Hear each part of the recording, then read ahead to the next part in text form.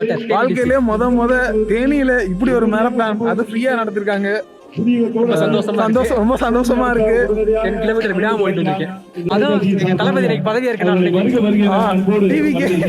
நேற்று நாள் ரொம்ப மோசமா இருந்துச்சு. ஆனா இன்னைக்கு நாள் ரொம்பவே ஆசமா இருந்துச்சு. இது ஒரு குட்டி கதை தான், டக்குன்னு சொல்லி டக்குன்னு ஓடிடுறேன். அதுக்கு முன்னாடி இது நான் சிஸ்டருக்கு அப்புறம் எபிசோட் 78 வீடியோ பாக்குறவங்களா உங்க வீட்டு பிள்ளை நடிச்சு ஒரு ஃபாலோ தட்டி விட்டு பாருங்க. இப்ப கதைக்கு வருவோம். காலங்காத்தால 5 மணிக்கு எந்திரிச்சு ஒரு 5:30 அந்த ஸ்பாட்டுக்கு போயிட்டோம். சரி ஓகேன்னு சொல்லி விருத்தனமா ஹரி வார்ம் பண்ணிட்டு இருந்தேன். நம்மளும் லைட்டா வார்ம் போட்டு ஒரு மேரத்தான்ல என்னென்ன பண்ண முடியுமோ அதெல்லாம் முடிஞ்ச அளவு கரெக்டா பண்ணுங்க.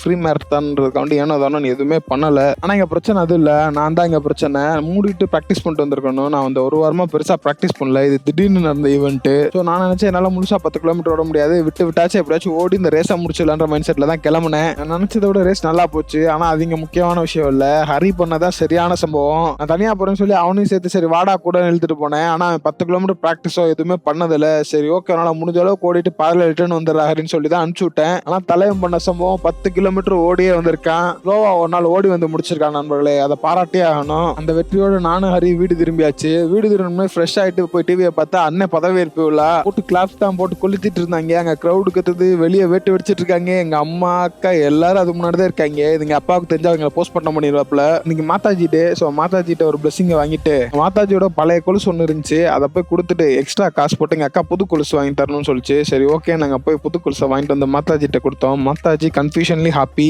அப்படியே பொறுமையா உட்காந்து மதிய சாப்பாடு முடிச்சுட்டு இந்த வாழா படத்தை ஒரு 2 நாளா பார்த்துட்டு இருக்கேன். எனக்கு முடிச்சாண்டான்னு சொல்லி உட்காந்தேன். ஒரு வழியா அந்த முடிச்சாச்சு. அருமையான படம். முடிஞ்ச அளவுக்கு சிப்ளிங்ஸோட சேர்ந்து பாருங்க, கொஞ்சம் நல்லா இருக்கும். அப்படியே கொஞ்ச நேரம் உட்காந்து இன்னைக்கான வீடியோ எடிட் பண்ணி போஸ்ட் பண்ணிட்டு அப்படியே ஊர் பக்கம் கிளம்பிட்டேன். நண்பர்கள் எல்லாம் பார்த்து பல நாள் ஆச்சு. ஸோ நண்பர்களோட வெளியே போலான்னு சொல்லி முடிவெட்ட போனோம். அதுக்கப்புறம் சும்மா சுத்திட்டு இருந்தோம். அப்படி இப்படின்னு கொஞ்ச நேரம் சுத்திக்கிட்டே இருந்தோம். அப்பதான் நம்ம வெங்கி போய் ஒரு கார் எடுத்துட்டு வந்தேன். அதுல பொறுமையா போய் ஒரு காஃபியை குடிச்சிட்டு அப்படியே வீட்டுக்கு திரும்பியாச்சு. இதோட என் நாளும் முடிஞ்சிருச்சு. நீங்கள் ஏதாச்சும் எமோஷங்க நண்பர்களே?